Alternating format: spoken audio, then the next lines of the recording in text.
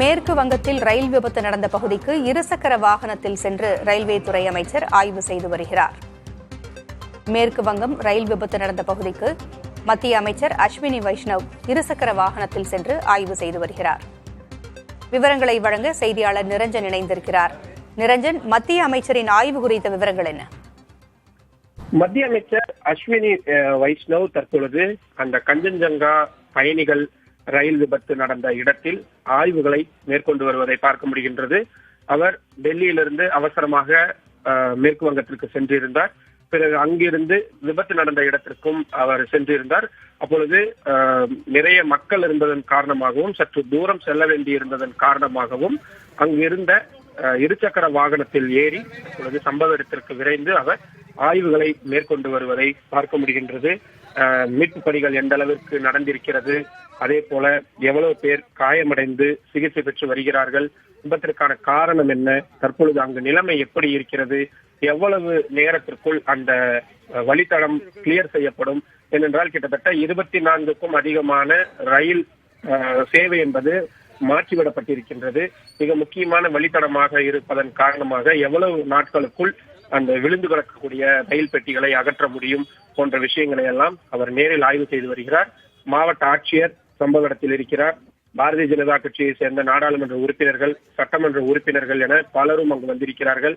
உயர் அதிகாரிகளும் அங்கு காலையிலிருந்தே முகாமிட்டு பணிகளை மேற்கொண்டு வரக்கூடிய நிலையில் பணிகள் என்னென்ன நடந்திருக்கிறது போன்ற ரிப்போர்ட்டுகள், அறிக்கை தயாரிக்கக்கூடிய பணியை தான் தற்பொழுது அவர் மேற்கொண்டிருக்கிறார்.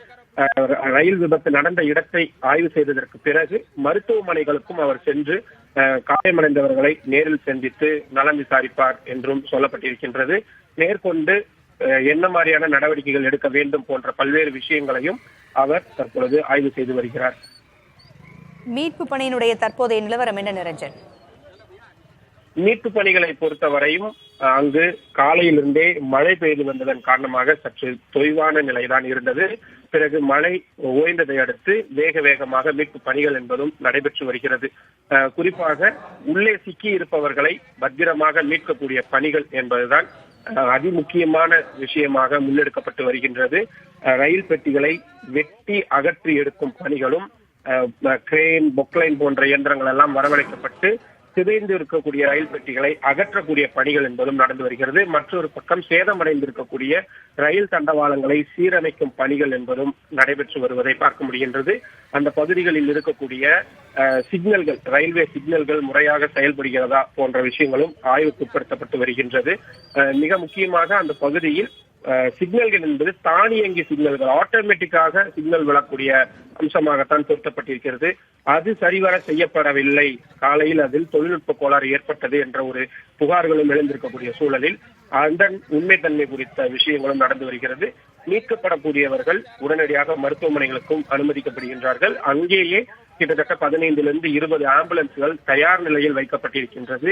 தேவைப்படக்கூடியவர்களுக்கு முதல் உதவி சிகிச்சை வழங்கக்கூடிய ஏற்பாடுகளும் செய்யப்பட்டிருக்கிறது. ஈடுபடக்கூடிய தேசிய பேரிடர், மாநில பேரிடர் உள்ளிட்ட மீட்பு படையினருக்கு தேவையான உபகரணங்களை, என்னென்ன உபகரணங்கள் தேவைப்படுகிறதோ அது அண்டை பகுதிகளில் இருக்கக்கூடிய இடங்களிலிருந்து வரவழைக்கப்படுவது போன்றவை எல்லாம் கூட தற்பொழுது நடைபெற்று வருகிறது. பலி எண்ணிக்கை 15 இருக்கக்கூடிய சூழலில் அது மேலும் அதிகரிக்காமல் இருப்பதற்கான ஏற்பாடுகள் என்பது மீட்பு பணிகளாக முன்னெடுக்கப்பட்டு வருகின்றது. நன்றி நிரஞ்சன். கூடுதல் தகவல்களுக்கு மீண்டும் தொடர்பு கொள்கிறோம்.